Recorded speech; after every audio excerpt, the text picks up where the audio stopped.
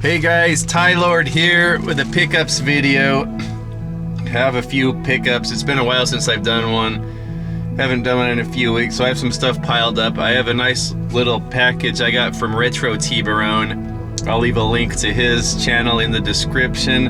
And I got a package from my buddy Catsgameswhatever. I'll leave a link to his YouTube channel in the description.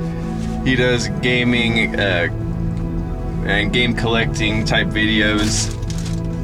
A man of mystery, you never see his face. I'll start off with before I get to Joel's package, Catsgameswhatever, I want to share a video game pickup I got at the Utopia Games. Was really happy to find this. I had like $70 of credit. I went in there with my girls. I ended up getting my girls some plushie toys with the credits, but there was a game there for 15 bucks. I had to have it. It's been on my wish list for years, and it is the Super Famicom version of Final Fight 2, which is way cheaper than the American Super Nintendo version. So happy to have this thing now. Always loved this game. I always played it on emulation. I never owned a physical copy. And I remember always thinking Final Fight 3 was better, but I never actually played this on original hardware on a CRT. Played this on the CRT, the Trinitron that Dean from Escapes to Gaming gave me with the Super Nintendo, and it looks fantastic. Like, I might like this as much as Final Fight 3. I played through this a couple times. I beat it with all the characters. Really cool follow-up to Final Fight. This one goes worldwide, so there's a lot of globe trotting on this. You fight in Hong Kong, Holland, Italy, Japan, and I think England. Yeah, there's like 5 stages, so not super long. I don't think it's as long as Streets of Rage 2, but I might like it just as much as Streets of Rage 2. Really big sprites, a cool looking character design. I think only like 3 enemies on screen at once. I don't think Super Nintendo can handle all that like Genesis does, but nice looking game, nice music. Like I said, I never played it on a CRT before, so it looks fantastic. Yeah, so I got that game. And then we'll go into the package from Catsgameswhatever. He's up in Quebec, I believe, near Montreal. I don't want to show you his address, but I think he's from... Oh yeah, he's from Quebec City. Quebec City, and he has these ads from... I thought it was fun to have these grocery ads from Quebec just to see how expensive stuff is there. Actually, it's not much more expensive than stuff in California here. I think like their dollar is like 73 cents of ours, but that was fun looking through these. This place is called Marquis Richelieu grocery store. Watermelon a pineapple 2 for $6. Yeah, that might be how much they are now. Everything's getting so expensive here in California. But I thought it was fun. My wife thought it was fun looking through those ads. But let's get to the games. He sent me this game. He sent me we usually just contact each other through email, and he sent me a picture of a game, a fighting game for Super Nintendo. He said if I wanted it, and I said, yeah, I've been looking for that game actually. That game is Power Moves, and it was also known as Deadly Moves on Sega Genesis. I didn't know that Omega Ace Gaming informed me of that. This is called Deadly Moves on Sega Genesis. I guess that's too controversial to put on Super Nintendo back in the game. Deadly. This is by Kaneko, is the company that makes this. Okay, so I was thinking when he showed me this picture, I was thinking it was Power Instinct. That I forgot what company did that. Power Instinct. That was a kooky fighting game for Super Nintendo. I used to rent it. I was thinking this was this, but this is a game I'd never played before.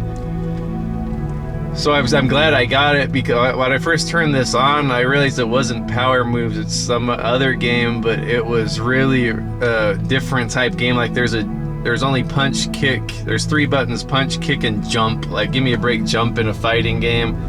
But then I noticed like you can move along. There's not just one plane of movement. It's like a beat 'em up. You can move up and down. So that's why there's a jump button. And it was really frustrating to me at first, and I was like, man, this game sucks. But once I got into it and kind of figured it out, just play it like a beat 'em up. Use your typical beat 'em up type strategies, like kind of come at them from an angle, or that little L motion or the J motion. You know, usually come in there and get an attack on them. What's cool about this, unfortunately, you can only be one character. This main Ryu knockoff, or Dollar Tree Rio here. His name is Joe. He's just a generic Ryu knockoff, but he's pretty cool. So you can only be him, and you fight through about 6 or 8 different characters. The cool thing about it though is you can level grind, so you can keep playing the same characters over and over after you beat them to build up your stats. So if there's like an easier character, you can keep fighting that guy over and over and build up your stats, and then fight the harder guys. So it's kind of like an RPG. It only gives you 3 to 5 continues, but you can put a password in. So I thought this was a pretty fun little game. Nice looking graphics, nice looking character sprites, and cool epic backgrounds. There's a lot of like movement going on in the background. Cool fighters, all different. I think it's made its way into my top 10 16-bit fighting games. So really glad to have this. There's one guy in there, his name is Warren. He's like a wrestler. He kind of looks like Stan Hansen from wrestling, the pro wrestler. And then once you beat all 6 or 8 guys, you go on to the final boss. The final boss is a cool looking boss.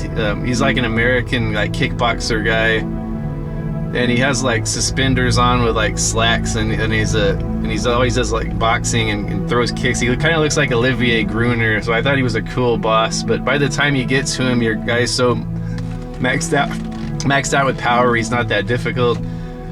And he's like in a big boxing ring, and there's a big audience. The environment, or the backgrounds, are pretty darn cool in this. And it has 2-player, which I haven't gotten into yet. Move Over Masters, a new champion is kicking in.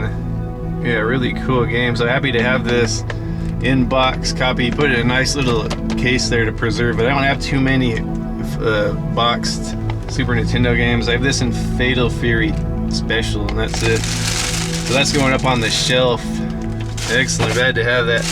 And then look, to be such a nice guy, he sent me all of this stuff, these extra games. It looks like he's trying to unload his dupes on me, which I'm cool with. I got more room here. Probably some newer games he sent me. Marvel Avengers. I don't know if I've played. I don't know if I've heard of that one. It looks like a tie-in with like the new Marvel stuff. I'm thinking this sort of looked like a Mass Effect type game, if I'm not mistaken. Like you could switch between the 4 Avengers, but I don't know too much about that. And then looks like he sent me some hockey games. NHL 17. I would send this to Corey, but I don't think he has newer systems. I know Corey's a big NHL fan from Too Much Stuff. NBA Live 14, man, can you believe it's been out that long? The Xbox One, 2014. Wow. And then NHL 16 and 15 for PlayStation 4. And on to more sports games. This one I kind of like having in my collection because it's Genesis. Hardball 94, that goes way back. It's at 30 years old almost, dang. I never played any of these Sega baseball games. And then a couple of loose games. Stick of Truth, South Park. I hear that's pretty good. And he has these double sleeves here. There's Cars. I never played that one either. Maybe my girls will like it. I think my wife would like this one. Red Alert, Command and Conquer, Red Alert 3. She likes those strategy games. And then Lost Planets back here. I think I have that. But this game's frustrating to me because you're constantly trying, you're in the snow, like icy cold climate, and you're constantly trying to find these heat orbs to stay alive. So I thought it was kind of frustrating, but anyway, I'm sure it's a great game. It's by Capcom. And then another NHL, 2 more NHL 15s for coasters, I guess. And then I'm happy to get this one because Super Spike Volleyball, 4-player game, very cool. I don't know what company developed this or not, but volleyball is always fun, even if you're not into a sports game. I think everyone likes volleyball. So that's cool. I always like having a new Nintendo game in the collection. Then some Fallout New Vegas, one of my favorite Fallout game, or right, one of my favorite action RPGs. And then another copy of that with a sleeve. I don't know if anyone's looking for those. He sent me both those. Rage, which I have, but I haven't played it very much, so that's another dupe for me. Here's a game I really like, Splinter Cell Chaos Theory. Splinter Cell Chaos Theory by Ubisoft, the 3rd Splinter Cell in the series. Really good game. I played it a lot on Xbox, and I know it's way better. All the Splinter Cell games are way better on Xbox opposed to PS2 and GameCube. I know Splinter Cell 1 was like way better on Xbox than GameCube and PS2, but I haven't really played this one on PS2. It looks like it has the Havoc engine, so it might have that ragdoll stuff. I doubt it's as good as the Xbox version, but I'm kind of interested to play it. It's so freaking good on the original Xbox. And I think that's it for the stuff from Catsgameswhatever. So I really appreciate that. I'm really happy with all this stuff. Well, most of it. And that Power Moves turned out to be a great game. Recommend this one. I think it's pretty cheap. So thanks again, Catsgameswhatever. Go check him out. I'll leave a link in the description. And then we'll go on to a package from Retro Tiburon. No more games. All movies from here on out, I believe.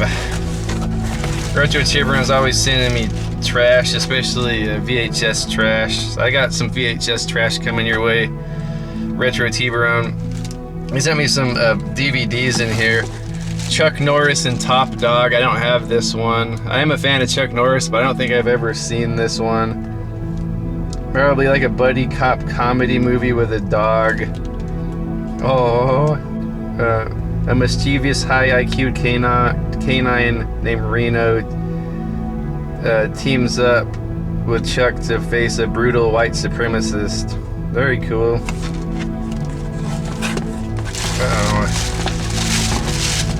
Here we go.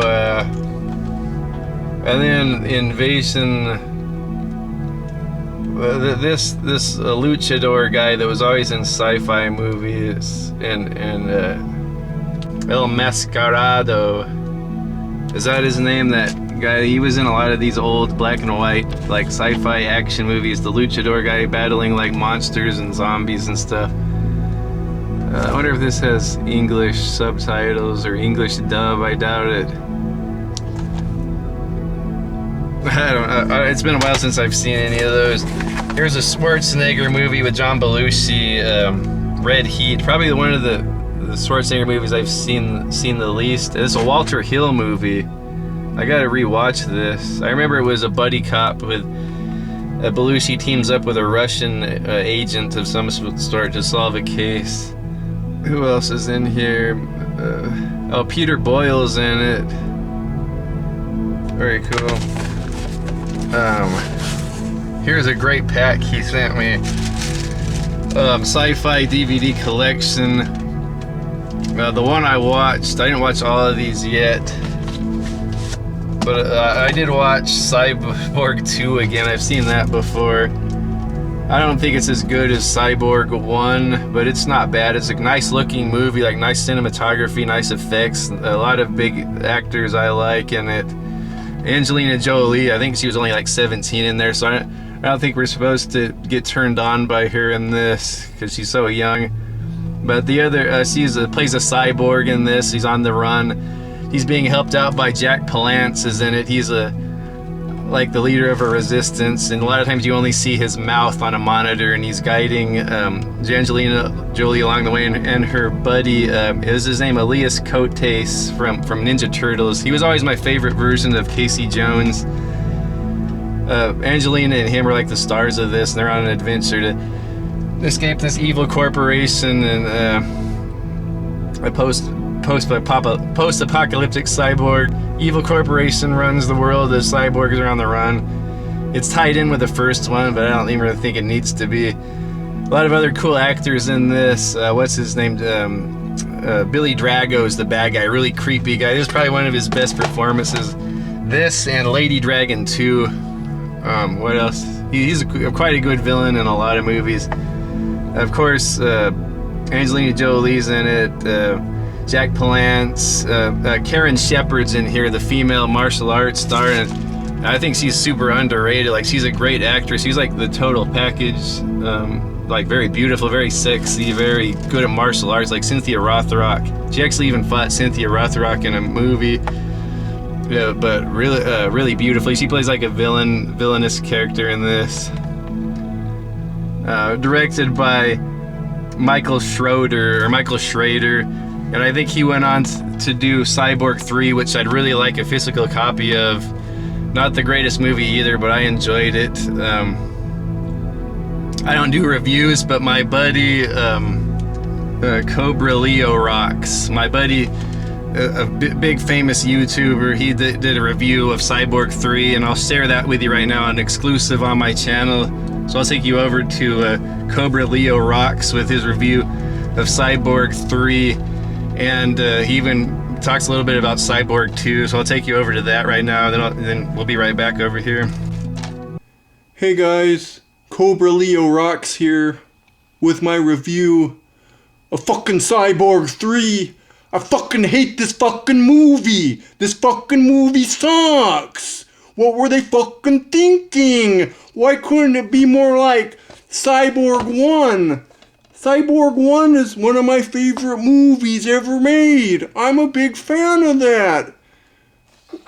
And then Cyborg frickin' 2 sucks. Why'd they bring back the same director? Michael Schroeder. You think they would have learned after Cyborg 2?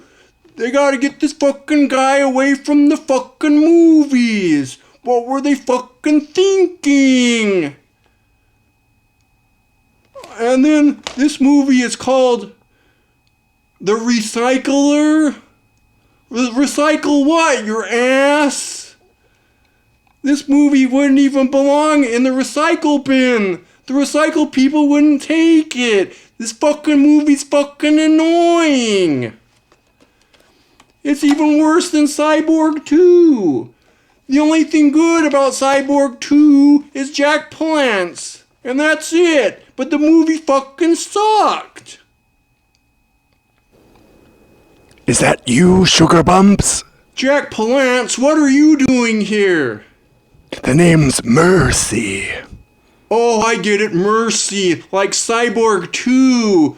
What the hell kind of fucking name is Mercy? That's fucking stupid. It's fucking annoying. What, have mercy on me for watching this fucking movie? You need to have mercy on me by never letting me watch this fucking movie again. It's almost as bad as fucking Cyborg 3. The name is Mercy, and let's just say I'm not too pleased with your review of Cyborg 2. I didn't even have anything bad to say about you, Jack Palance. The name's Mercy. Okay, Mercy. I didn't even have anything bad to say. I said I like Jack Palance.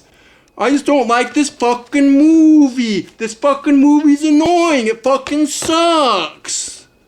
I mean, I mean, if you like this fucking movie, you're a fucking asshole. Anyone involved with this is a fucking asshole that made the fucking movie. Anyone that likes this movie is a fucking asshole. I mean, I know some people that like it, and that's cool and all, but you're a fucking asshole if you like this fucking movie. This fucking movie sucks. Why can't it be good? Like Cyborg 1, something like that, or like Rambo First Blood Part 2, something good like that, or Ninja Turtles. Why can't it be good like Leviathan with Peter Weller? But this fucking movie fucking sucks. When you insult the production of Cyborg 2, you insult my workplace. I don't come down to the Kroger's that you work at and knock down all of the bottles of Skin Bracer aftershave cologne. Although, let me tell you, it would make the place smell a lot better. I don't work at fucking Kroger's. Why does everyone say that? I've never even been to a fucking Kroger's. What is that, like a grocery store or something? They don't even have fucking Kroger's around here. It's fucking stupid. I didn't think so. I figured someone like you didn't have a job and lived in the basement of your mother's house with no lady friends. What are you talking about? I'm 35 years old and I have a girlfriend and I have a job. Oh, good. I hope it's Taco Bell. There's nothing wrong with that. I love the new Texas taco sandwich. Yummy. You're getting fucking annoying, Mr.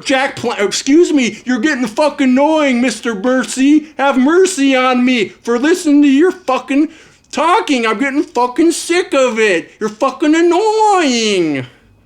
I mean, some people might like the way you talk, and that's cool, but you're fucking annoying. You're fucking asshole. That's the problem with kids these days. You boys are not men. In my time, the year 2074, the men are men, and the women are cyborgs. I find cyborgs very sexy. Don't you think? You know what, Mr. Mercy? You know what? Fuck Cyborg 2. You know what? Fuck, this is going in the fucking recycle bins. It's like fucking Cyborg 3, the fucking recycler. This is fucking going in the recycle bin. Or I fucking broke it. You know what I'm gonna do right now? I'm gonna watch a good movie. You can kiss your fucking Cyborg tooth ass goodbye. I fucking threw it in the recycle bin. Fucking annoying asshole. Fucking stupid. I fucking hate it. It's fucking retarded. Fuck that movie. It's fucking annoying. I'm gonna go watch a good movie. I'm gonna go watch Cyborg. Cyborg 1, Albert Pien's Cyborg with Jean-Claude Van Damme. Wait a minute.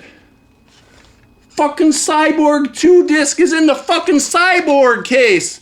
Where'd my fucking Cyborg disc go? Looks like you just kissed the wrong ass. Goodbye. So thank you, Cobra Leo Rocks, for sharing all of your wisdom with that. So is he not the biggest fan of the Cyborg 2 and 3, and I don't really blame him, but I think I enjoy them more than he does. And then another one on here, the Evolver, and I haven't seen this one. It looks like it has a cool robot in there. Anyway, I gotta watch that one. I'll get back to you on Evolver. This is a cool package he sent. Solar Crisis with Charlton Heston's in here, Peter Boyle. Damn, and Jack Palance is in here again. I haven't watched this one yet, so I gotta get back to you on that one. Alan Smithy, I know I've seen stuff from him before. But this is the highlight of the package here, Death Machine. This is written and directed by Stephen Norrington. But man, this is a really well-made movie. It must be low budget, straight to video. I'm not sure if it ever had a theatrical release, but really beautiful movie. Really creepy, gritty look. Like it's probably up there with Aliens and stuff like that. I don't know if it has quite the budget, but the creature in this movie is just a big animatronic, like killing machine, that a death machine that basically describes it. I think it's in the future, and there's this corporation, this crooked corporation, of course, as always, that's building these weapons of death and these cyborg soldiers of death, and the media and the what are they called? Like the protesters are always down on this company because like they kill little kids and innocent people, and they're trying to cover it all up. But there's a group of like tree huggers that go into this corporation. They're going to try to sabotage the place and destroy it. And the CEO of the company is this really scumbagish guy, and I think the co-chairwoman is this woman. She's the main star of the movie. Her name is that actress. I've never really seen her in anything else, but she like Ellie Poijit. I've never seen her in anything else, but she really plays it up, like the strong, dramatic female lead in this, like almost up there with like Sigourney Weaver. Like really underrated performance from this. Like she has like a dark backstory and all that, and it really brings out a great performance in this. The guy that creates the monsters in this corporation, his name is Jack Dante, and he's played by what's his name? Brad Dourif, that little creepy guy, does Chucky's voice, and he was in Dune and Lord of the Rings, and you've seen him in a million things. He plays a really creepy little annoying little guy in this like really great performance. He built this robotic creature. Anyway, why can't I think of the word? Anyway, they're a group of these three guys. They're really weird characters. They sneak into this facility, and one of them is actually that actor Andreas Wojnarowski from that played Necros in The Living Daylights, who was the main thug in The Living Daylights. He's actually in this movie, and he's one of the guys that sneak into the company. In this, he's dressed up like an ice cream man, and he sneaks in there or something. It's kind of, it was a throwback to Living Daylights when he dresses up like a milkman and he sneaks into the MI6 campus, which is cool, but he doesn't really have a big part. The other two guys stick around longer. One of them like ends up putting on this cyborg suit and that tampers with his brain to make him like a robot, and he's helping the girl out because they'll have to team up. The fat guy in here is just like one of the scumbag CEOs of the company. It's played by that guy that plays I think he was the guy that plays Porkins on Star Wars. So there's a group of unlikely allies in this that are all trying the robot monster gets unleashed in this building. It goes on a rampage. Really cool effects. Really, this is a really top-notch movie. I think it kind of drags a little bit, like, but other than that, like it's close to a 9 or a 10 movie for me.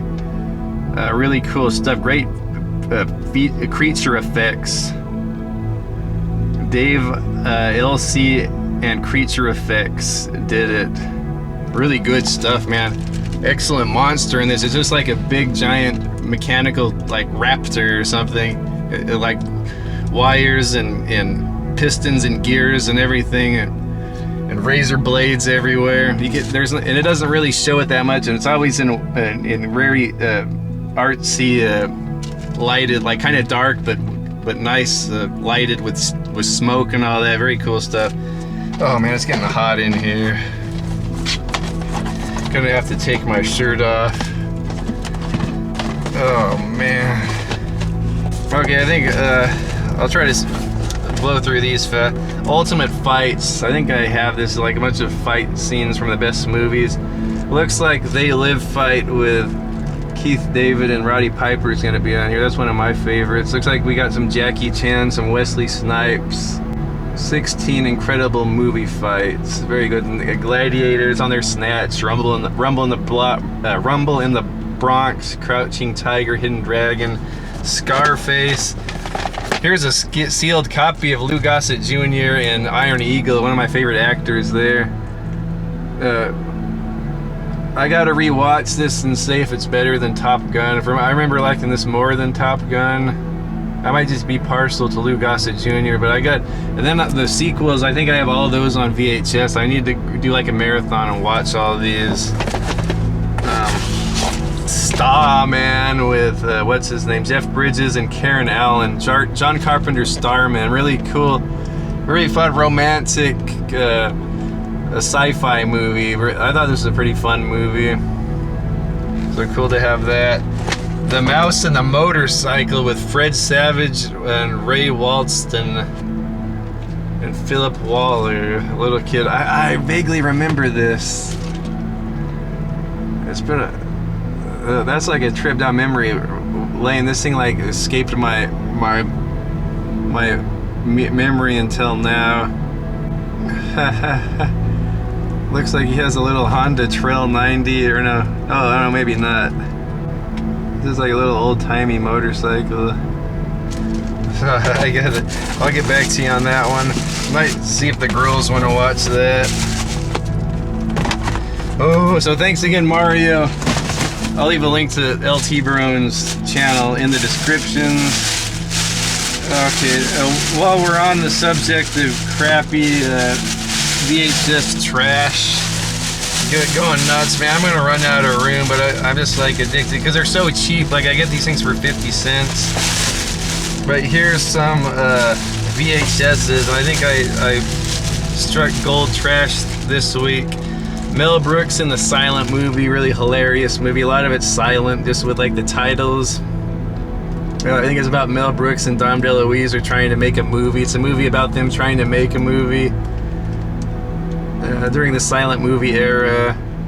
Burt Reynolds is in it. I remember I got a good laugh out of this. Oh, I was meaning to watch this, but I never did. I'm gonna turn this off. Rutger Hauer in Wanted Dead or Alive. I've never seen that. It looks like Benson is in here. Yeah, Robert Guillaume. Gene Simmons is in it. Oh heck yeah, I gotta watch this. Anything with Gene Simmons as a villain is great. Like what is that, Never Too Young to Die, and that one with Tom Selleck and Kirstie Alley. Was it called Runaway? So here's another one. Great Arnold movie here, The Running Man, a life and death game show where I think death row inmates play this game show that's on television, like in a post-apocalyptic world, and it's run by Family Feud's own Dawson. What's his name? Richard Dawson. I think his name is Killian. There are all kinds of funny Arnold one-liners, and there's probably the best Arnold one-liners in here. Every time he fights one of the stalkers, they're like American gladiators. Every time he kills one, he has like a one-liner. Professor Tanaka is one of them. He's called Professor Sub-Zero, and he's like an ice skater. He skates around on ice with like a hockey gear on. And then Jim Brown is one of them. He's Fireball. There's this big fat guy named Dynamo. He has all these lights and electricity on him. Jesse Ventura is one of them. A really cool movie, a really fun macho 80s Arnold Schwarzenegger movie. One of his buddies is one of my favorite actors, Yaphet Kotto, from Live and Let Die, and Alien. This guy, yeah, he's framed for killing people, but and he gets sent to prison, and he ends up on this game show with a cute girl, and they go through an adventure through this kind of like Escape from New York type setting, but there's like these stalkers out to get them. I'm sure everyone's known about that. Another one of my favorite 80s movies. It's not one of my favorite movies of all time. I used to like, when I exercised, I had this playing in the background. I used to do like my 500 squats, my 200 leg lifts, my 200 push-ups. Not anymore, obviously. 500 crunches.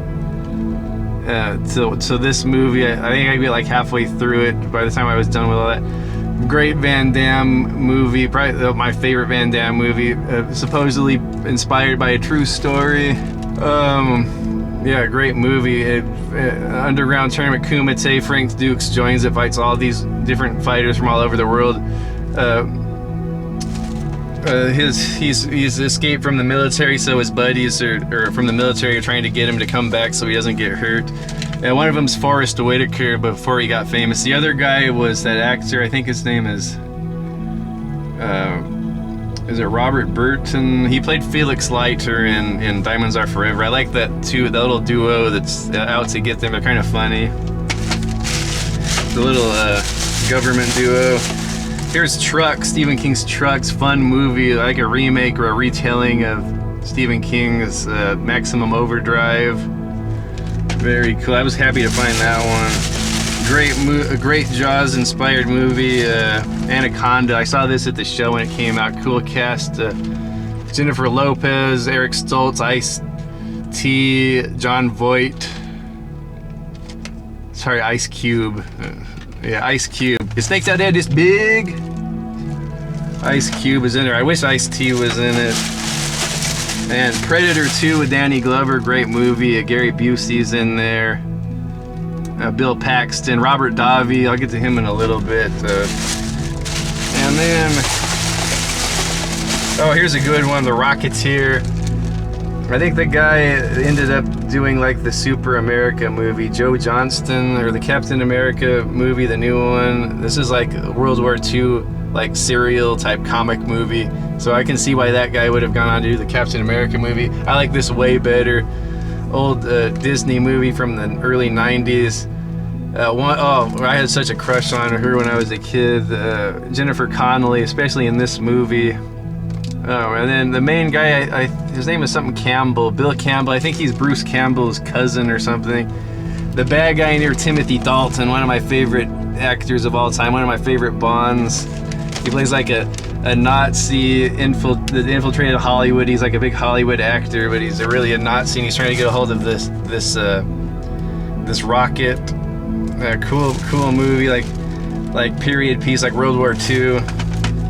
And then we got one of my favorite movies ever. There's like Godzilla vs. Megalon, probably my favorite Godzilla movie. I can't believe I found a VHS copy of this. I have another one from my childhood, but this is a different print. Oh, such a fun, corny movie. There's like a tag team wrestling match between Godzilla, Jet Jaguar against Gigan and Megalon. Megalon's a great big beetle that lives in the ancient lost civilization of Seatopia that lives under the earth, and he's come out to destroy the earth and teams up with Gigan, and then Godzilla teams up with a Jet Jaguar, a giant android, kind of looks like Ultraman. Oh man. Like, what a bunch of trash, Tyler. Why do you buy this? And then we'll finish off with a couple DVDs. Getting hot in here, I'm sweating. I got this one to watch with my girls. This is one of my favorite childhood movies I didn't have. Follow That Bird, the Sesame Street movie. Follow That Bird. It has every character from the show in an adventure movie where Big Bird gets lost and he's trying to get home, and all of his buddies back from Sesame Street are trying to find him. A really fun movie. I can't wait to show this to my girls. I hope they like it. Well, speaking of that, I got my daughter Trolls Holiday. My daughter Iris, my 10-year-old, is really into Trolls. I don't think she had that. And then Mars Attacks here. I didn't have that one. Tim Burton movie, kind of like a spoof of War of the Worlds. Fun, disaster, alien movie with a great big cast. I don't think I've ever seen a cast this impressive in my life. It's got Jack Nicholson, Jen Close, Annette Bening, Pierce Brosnan, Danny DeVito, Martin Short, Sarah Jessica Parker, Michael J. Fox, Rod Steiger, Tom Jones plays a big role in this, Luke Haas, Natalie Portman's in there. I think that's when she was a little kid. Jim Brown is in here. I love Jim Brown. He has like a big role in this. Even Joe Don Baker was in there, so this isn't even everyone that was in it. Music by Danny Elfman, so typical Tim Burton stuff. Love it.